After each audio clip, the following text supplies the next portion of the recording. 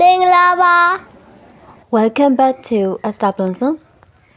ဒီနေ့အပင်တွေနဲ့လူသားတွေအကြောင်းပြောမယ်ဒီနွေနေ့မိတွေကထွားဆိုင်တမန်နေလိုက်တာနော်အပင်တွေရဲ့စာဝယ်ပဲစကေးကိုတောက်ရှော့တော့လို့မရဘူးမီးလောင်ပြင်မှာကျန်နေခဲ့တဲ့တင်းငုတ်တော်ကနေအတက်ထွက်လာတဲ့အကြောင်းအရာမျိုးမမြင်မှုရင်အောင်ကြားဦးကြရဟုတ်အပင်တွေကအသက်ရှိတယ်အသက်ရှင်ကြနိုင်တဲ့ဆွဲရည်မြင့်တယ်ဒါမဲ့အပင်တွေမှာစိတ်ခံစားမှုမရှိဘူးစိတ်ခံစားမှုမရှိတဲ့အတွက်စိတ်ဖိစီးမှုမရှိဘူးအပင်တွေကလူသားတွေအတွက်စားသုံးမှုဆေးဝါးလုပ်ဖို့အရေးရဖို့ရေတိုက်စားမှုကကာကွယ်ဖို့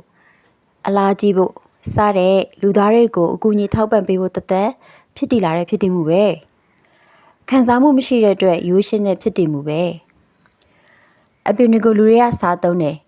လူတွေရောဘာစားသုံးနေလဲလူတွေမှာဉာဏ်ရည်ရှိရယ်ဖန်တီးနိုင်စွမ်းရှိရယ် manage လုပ်နိုင်တယ် manipulate လုပ်နိုင်တယ်အဲ့လိုအရာအလုံးကိုတတ်နိုင်တဲ့ထည့်ရတဲ့လူသားတွေမှာအခက်အခဲလောကရန်တွေမပြတ်ရုန်းကန်နေရတာတွေဘရောမှမပြီးဆုံးနိုင်တဲ့တာဝန်ဝတ္တရားတွေစားတဲ့ဖိအားတွေနဲ့ပြီးနေတယ်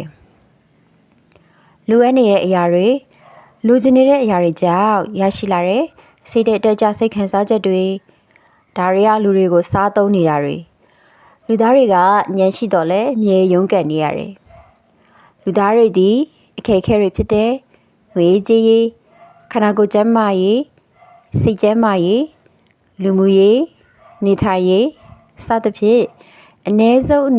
တစ်ချက်နဲ့ညှိနေတဲ့ဖြစ်တည်မှုပါပဲအထက်ပါအချက်တွေနဲ့မညှိတဲ့လူသားတွေလည်းရှိမှာပေါ့လေဒါတွေကအတွေးများတဲ့လူသားတွေဆိုတော့ဒါလေးတွေကိုစဉ်းစားမိတာလေးပါ